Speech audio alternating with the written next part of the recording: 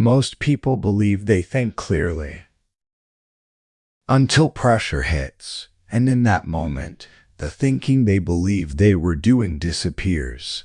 What replaces it is not the better thinking of the urgent situation, it is the rushed assumption, the emotional conclusion dressed as logic, the reactive response that felt like a decision. Most people do not recognize the difference. The feeling of having thought carefully and the actual experience of having thought carefully are not the same experience. The feeling can be produced by the rush and the certainty of the activated state. The actual experience requires the specific discipline that this audiobook develops.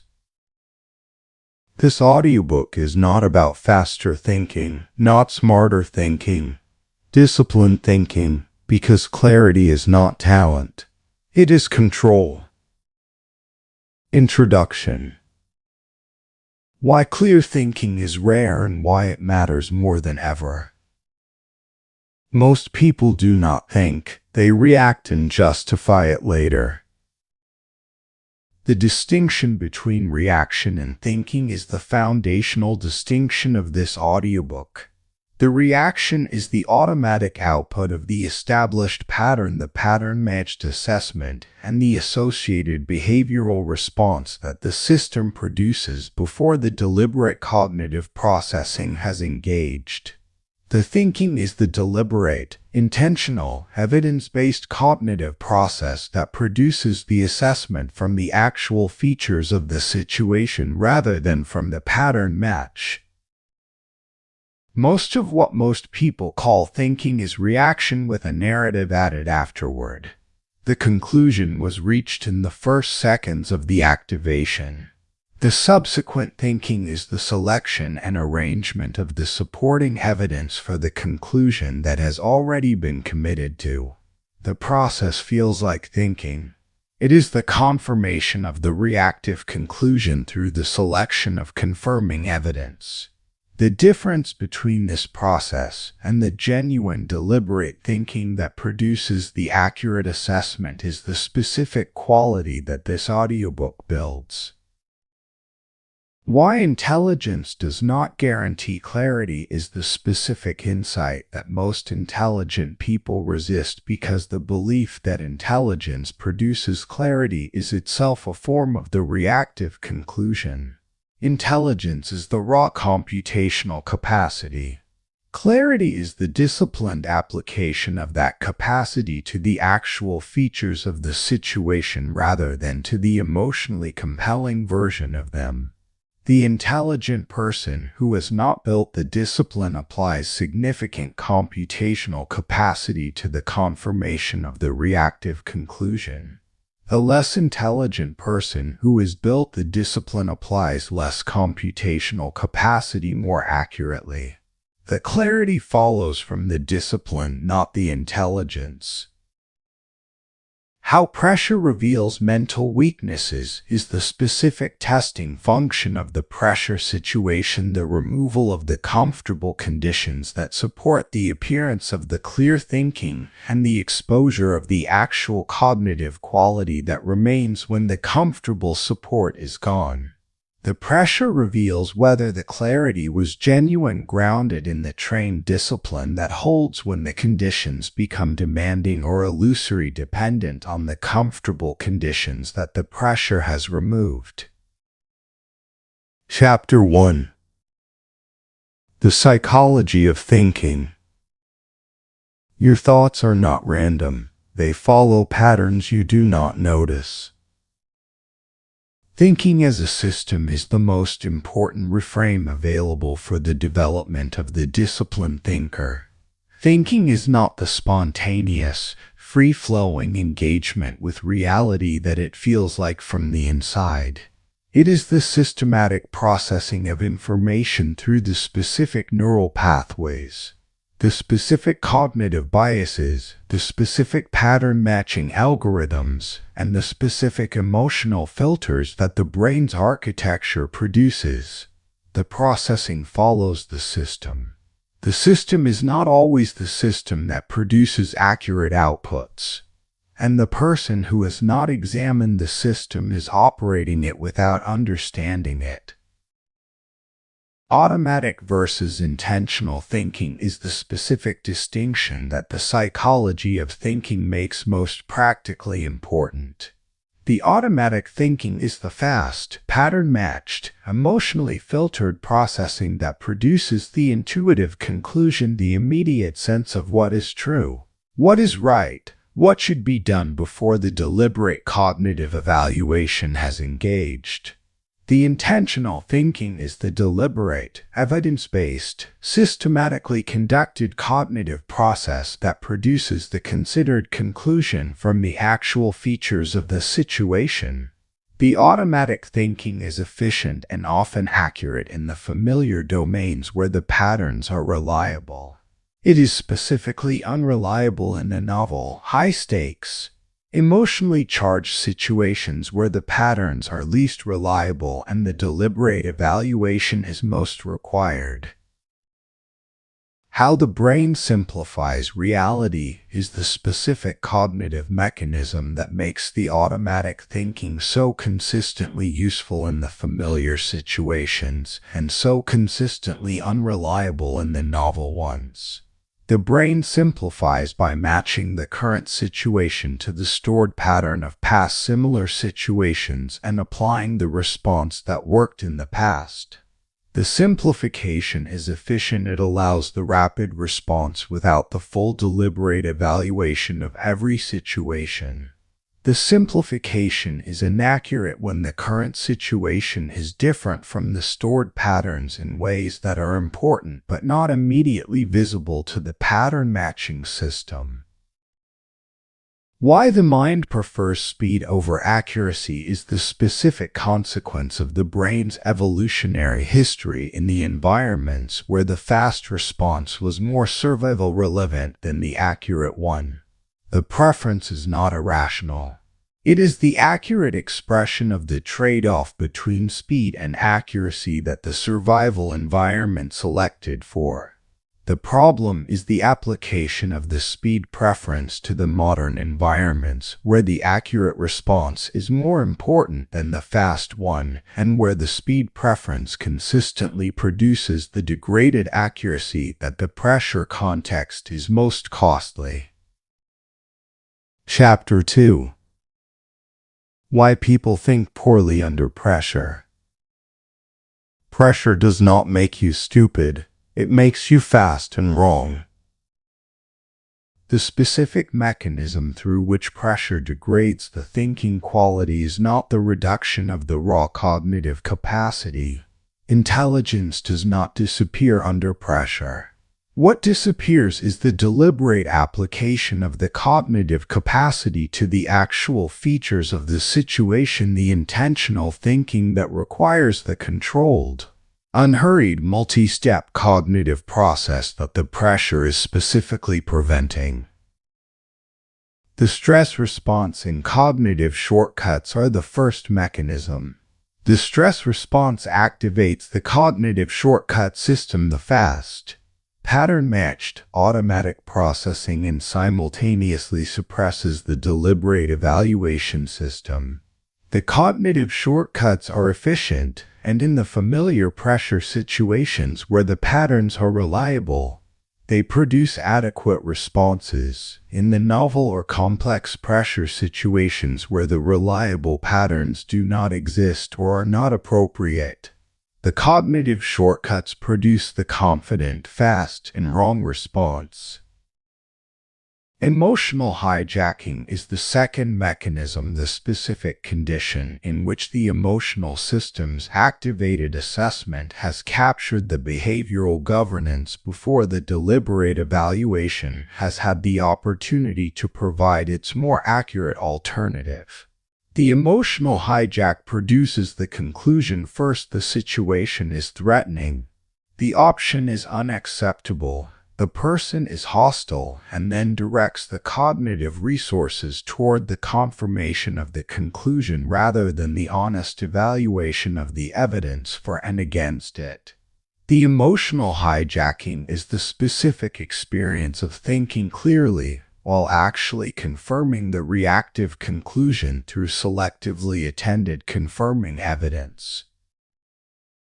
The tunnel vision effect is the third mechanism, the attentional narrowing that the stress response produces, compressing the broad field of observation that the calm state maintains down to the most immediately salient element of the pressure situation.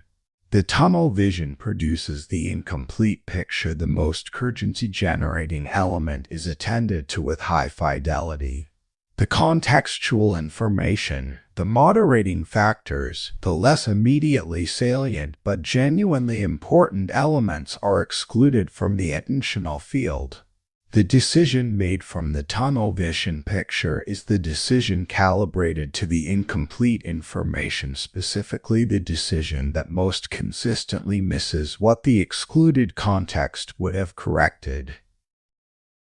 Chapter 3. Emotional bias, the invisible distortion. You do not see reality. You see how you feel about it. Emotional bias is the specific systematic distortion that the emotional state introduces into the perception and the assessment of the situation, the filter through which all incoming information passes before it is assessed, which selectively amplifies the information that is consistent with the current emotional state and selectively suppresses the information that is inconsistent with it. The filter is invisible to the person through whom it is operating. The filtered picture feels like the accurate picture, because the filter is built into the perceiving rather than being a visible layer on top of it. How emotions distort perception is the specific mechanism through which the emotional bias operates at the level of the basic perception rather than only at the level of the interpretation. The fearful person perceives the ambiguous situation as threatening before the deliberate assessment of its actual threat level has been conducted. The angry person perceives the neutral behavior as hostile before the deliberate assessment of its actual intent has been considered. The excited person perceives the genuinely risky opportunity as a safe bet before the deliberate risk assessment has been completed. The perception itself is distorted by the emotional state, not just the interpretation of the accurate perception. Fear-based thinking is the specific cognitive pattern that the fearful emotional state produces, the systematic amplification of the threatening features of the situation and the systematic suppression of the moderating contextual features. The fear-based thinker sees the risks clearly and the opportunities casually. The fear-based assessment is not wrong about the risks. It is wrong about the proportionality of the risks relative to the opportunities and the moderating context. The proportionality distortion produces the specific error of the fear-based decision, the excessive caution that foregoes the genuine opportunity to avoid the exaggerated risk. Anger and impulsive conclusions are the cognitive output of the angry emotional state. The rapid, confident, and often inaccurate assessment of the provocative situation as the product of the hostile intent, the unreasonable position, or the fundamental inadequacy of the other party. The anger produces the most immediate and most certain feeling conclusions of any emotional state. The certainty is the evidence of the emotional amplification rather than the accuracy of the assessment. The genuinely accurate assessment of the provocative situation is typically more nuanced, more uncertain, and more willing to consider the other party's genuine perspective than the anger-produced conclusion allows. Chapter 4. The discipline of slowing down thought. Slowing down your thinking is the fastest way to improve it. The discipline of slowing down the thinking process is counterintuitive because the feeling of fast thinking is the feeling of good thinking, the immediate, Confident conclusion feels like the sharp, intelligent response rather than the automatic pattern match that it frequently is. The discipline requires the development of a different relationship to the immediate confident conclusion, not the automatic trust, but the specific pause before the endorsement, the brief interval of the genuine evaluation that keeps the immediate conclusion from becoming the committed decision before the deliberate assessment has been completed. Breaking automatic reactions in the thinking context is the specific practice of recognizing the automatic conclusion, the immediate sense of what is true, as the automatic conclusion rather than as the verified assessment, and withholding the behavioral commitment to it until the deliberate evaluation has been completed. The automatic conclusion is not always wrong, but it is systematically less reliable in the high-stakes, novel, emotionally charged situations where the deliberate evaluation is most necessary. The breaking of the automatic reaction is the deliberate pause between the conclusion and the commitment that allows the evaluation to determine whether the conclusion is reliable in this specific situation. Creating space before conclusions is the specific cognitive practice of the deliberate interval between the incoming information and the committed interpretation of it. The space is created by the deliberate physical pause, the breath, the physical settling that reduces the urgency of the automatic processing and partially restores the access of the deliberate evaluation. In the space, the question is what is actually here, as distinct from what my initial impression suggests is here. The question is the invitation to the deliberate evaluation. The evaluation is the thinking rather than the reaction. Observing thoughts instead of trusting them is the specific metacognitive practice of the disciplined thinker, the capacity to see the thoughts as the cognitive outputs of the current state of the thinking system rather than as the transparent windows on the reality they appear to be. The observation creates the specific distance between the thinker and the thought that makes the evaluation of the thought possible. Not this is true, but I am having this thought. Is it well-founded? The distance is the specific cognitive achievement that the discipline builds and the automatic trust forecloses. Chapter 5. Clarity versus speed. Fast thinking feels powerful. Clear thinking is powerful. The illusion of the quick decision is the specific cognitive experience that the fast, automatic conclusion produces the feeling of having processed the situation thoroughly and arrived at the appropriate response efficiently. The feeling is real. The processing it is representing is not the quick decision, and the pressure context is not the efficiently processed thorough assessment. It is the minimally processed pattern match dressed in the phenomenology of the thorough assessment.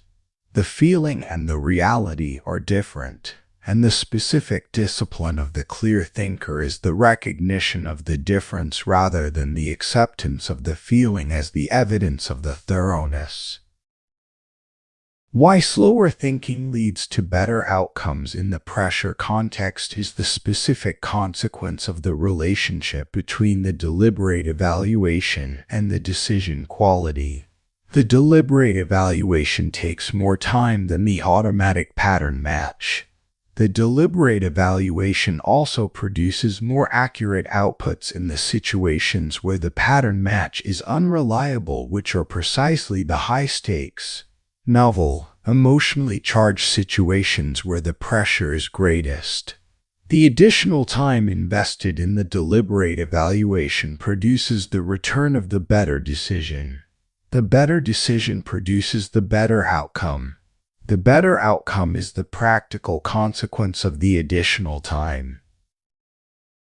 Balancing speed and accuracy is the specific cognitive discipline of the clear thinker, the accurate assessment of when the situation genuinely requires the fast response, genuine temporal emergency, and when the urgency is manufactured, the emotional state's demand for the resolution of its discomfort. The balance is not the default to the slow, deliberate process. In all situations, some situations genuinely require the fast response, and the fast response is the right response.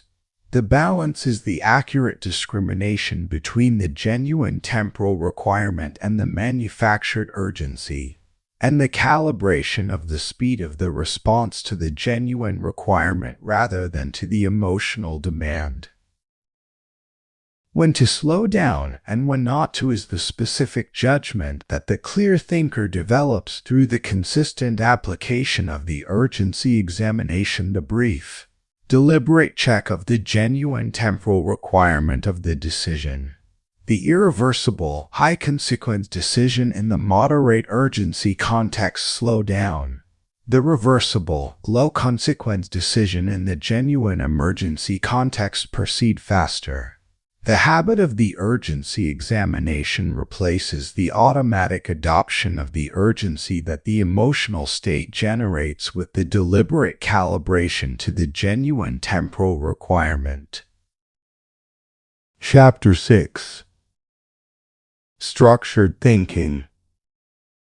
A clear mind does not guess, it organizes.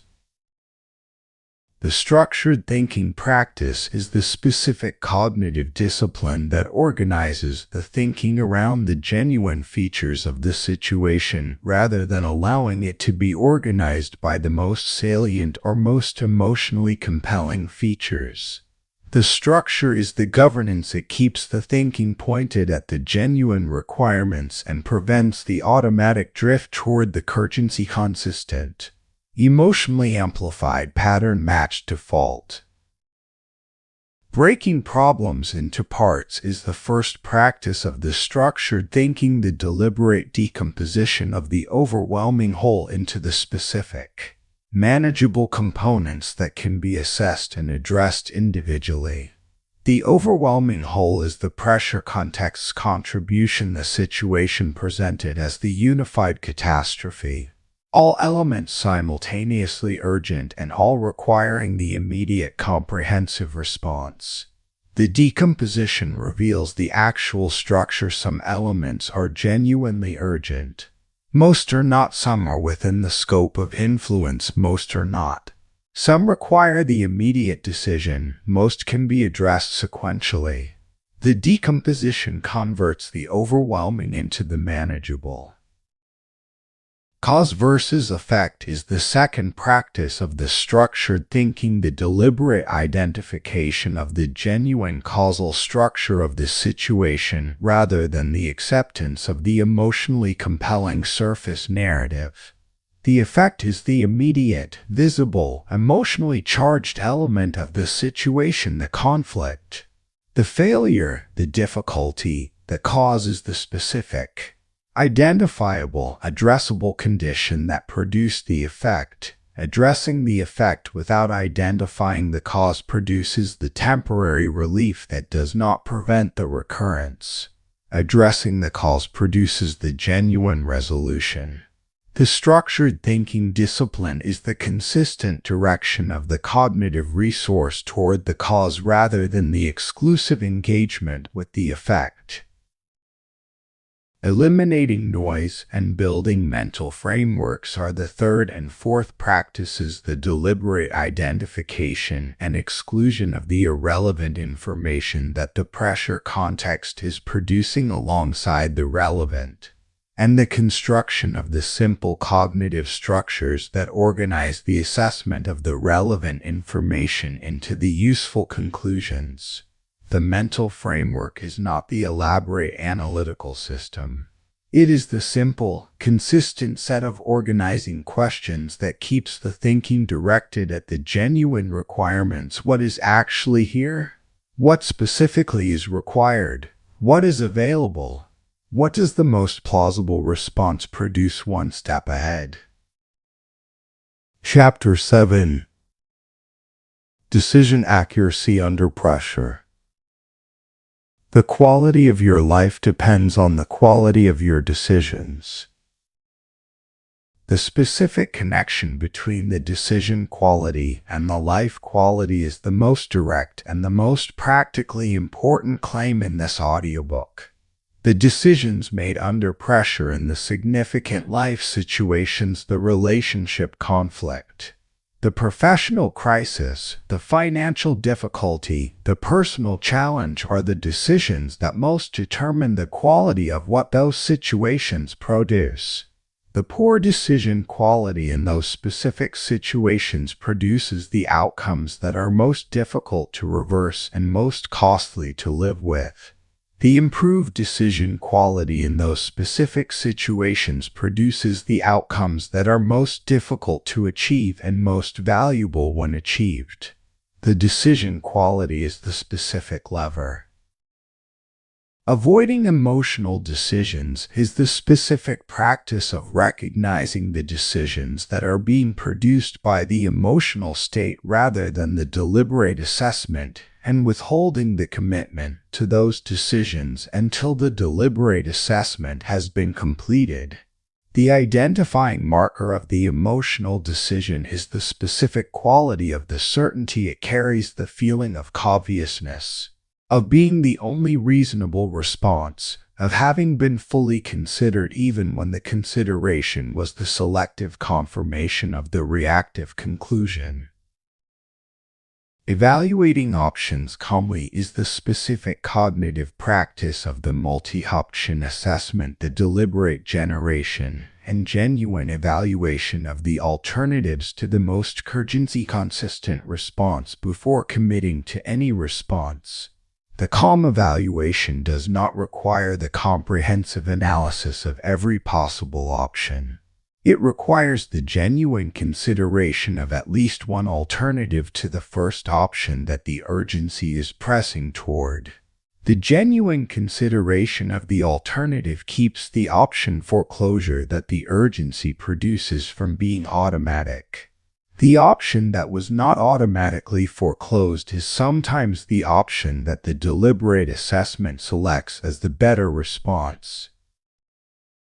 Recognizing bad decision patterns is the third practice, the specific self-knowledge of the recurring patterns that produce the regrettable decisions. The pattern of the urgency-driven commitment that forecloses the option that the delay would have made available. The pattern of the defensive withdrawal that prevents the genuine engagement with the difficulty that would have resolved it. The pattern of the candor-driven escalation that damages the relationship that the regulated response would have preserved. Each of these patterns is recognizable in retrospect. The discipline is the recognition in the moment before the pattern has produced the committed decision. Chapter 8. Thinking without emotional attachment. You think better when you are not trying to be right. The attachment to being right is one of the most consistently costly cognitive biases available in the pressure context, the specific commitment to the correctness of the initial assessment that prevents the genuine evaluation of the evidence that might contradict it. The attachment to being right converts the thinking from the honest evaluation of the evidence into the defense of the committed position. The defense of the committed position selects the confirming evidence and suppresses the disconfirmings. The result is the increasing confidence in the increasingly inaccurate assessment. Detaching ego from thinking is the specific practice of recognizing the commitment to being right as the cognitive bias it is and deliberately separating the evaluation of the evidence from the evaluation of the self. The evidence for or against the initial assessment is not the evidence for or against the worth of the person holding the assessment. The initial assessment was produced by the best thinking available at the time it was produced. New evidence that suggests the assessment is inaccurate is the invitation to the better thinking that the initial thinking did not have access to. The ego detachment allows the better thinking to be welcomed rather than defended against. Letting go of being correct is the specific behavioral expression of the ego detachment, the willingness to revise the assessment in the direction of the evidence rather than the direction of the commitment. The revision is not the weakness that the attachment to being right makes it feel like.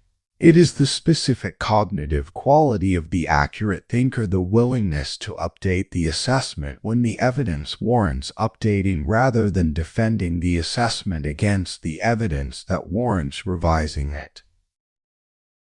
Accepting uncertainty is the third practice, the specific cognitive quality of maintaining the assessment's accuracy by accurately representing the genuine uncertainty of the situation rather than resolving the uncertainty through the false certainty of the committed position. The uncertain situation genuinely warrants the uncertain assessment. The pressure context pressures toward the urtain feeling committed position because the uncertainty is uncomfortable and the urtani feeling commitment relieves the discomfort. The discipline is the maintenance of the accurate uncertainty in the face of the pressure toward the false certainty. Flexibility as strength is the specific quality of the thinker who can hold the uncertain assessment and revise it as the evidence develops rather than committing prematurely and defending the commitment against the evidence. Chapter 9. Daily Habits that Build Clear Thinking. Clear thinking is not built in chaos, it is built in repetition. The clear thinking capacity is not developed in the dramatic high-pressure situations where it is most visibly tested. It is developed in the ordinary, low-motivation, daily situations where the consistent practice of the specific habits that build the capacity is possible. The high-pressure situations test the developed capacity. The daily habits build the capacity that the high-pressure situations test. The sequence is not reversible. Attempting to build the capacity in the high-pressure situations produces the degraded performance of the person who is developing a skill in the examination rather than in the training. Mental discipline routines are the specific daily practices that maintain the cognitive quality at the level that the demanding situations will require. The brief morning review that sets the attentional direction before the day's demands capture it. The deliberate practice of the structured thinking framework in the ordinary daily decisions. The consistent application of the urgency examination to the ordinary daily pressures. The regular reflection practice that processes the day's decisions and identifies the patterns worth addressing. Each of these routines is a daily maintenance practice for the cognitive quality that the demanding situations will draw on. Reflection and awareness are the specific practices that build the self-knowledge necessary for the improvement of the thinking quality over time. The reflection on the specific decisions made in the recent period. What was the process? What was the result? Where did the process produce the result? And where did it produce a different result than intended? Is the specific feedback mechanism that allows the deliberate improvement of the thinking process. Without the reflection, the thinking produces whatever it produces, and the pattern repeats. With the reflection, the pattern becomes visible. The specific weaknesses are identifiable, and the specific improvements are developable. Training attention is the third daily habit, the consistent practice of the deliberate direction of the attentional resource at the genuinely important elements of the situation rather than the automatic capture by the most salient or most emotionally compelling elements. Each ordinary daily instance of the deliberate attentional direction is a training session for the attentional control that the high-pressure situations most require. Building cognitive stability through the consistent maintenance of the deliberate cognitive quality in the ordinary situations is the specific daily investment in the capacity that the demanding situations will draw on. Chapter 10. Becoming a disciplined thinker. You do not need a smarter mind, you need a more controlled one. The identity of the disciplined thinker is the destination of the 10 chapters, not the achievement of the final state of perfect clarity in all situations, but the specific, ongoing, continuously deepening quality of the person whose thinking is primarily governed by the deliberate discipline rather than the automatic reactive default. The disciplined thinker is not the infallible thinker. They make errors, but their errors are increasingly the honest errors of the deliberate process rather than the systematic errors of the unexamined automatic pattern.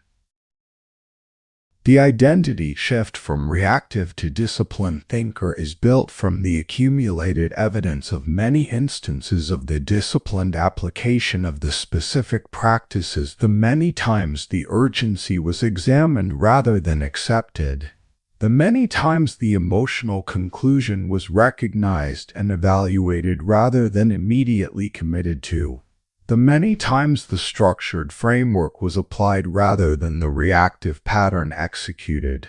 Each instance adds to the evidence.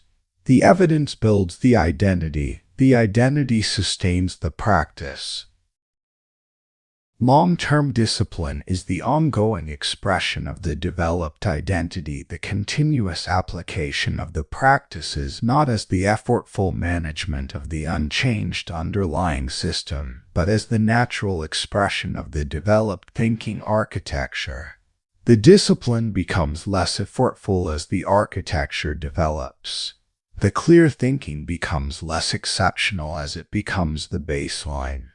The disciplined thinker is the person for whom the discipline has become the natural way of thinking rather than the deliberate override of the natural way. Calm as a thinking baseline is the specific cognitive state of the developed disciplined thinker, the starting point that the daily habits and the consistent practices have established, from which the demanding situations are engaged rather than the activated urgency-driven state from which the untrained thinker engages them. The calm baseline means the pressure produces less degradation. The return from the activation to the functional state is faster, and the deliberate thinking capacity is available sooner and more reliably in the demanding situations. Closing. The disciplined mind. You will not remove pressure from your life. The pressure is the permanent condition of the genuinely engaged life. But you can remove confusion from your mind. The confusion that the pressure produces, the cognitive distortion, the emotional bias, the automatic reactive conclusion dressed as the deliberate assessment is the specific target of everything this audiobook has built. The confusion is not the inevitable accompaniment of the pressure. It is the product of the undisciplined mind that the pressure has overwhelmed. The disciplined mind does not eliminate the pressure. It eliminates the confusion the pressure produces. And when you do that, when the thinking is clear and the conditions that previously clouded it, you do not just think better, you live better. Clarity is not talent, it is control.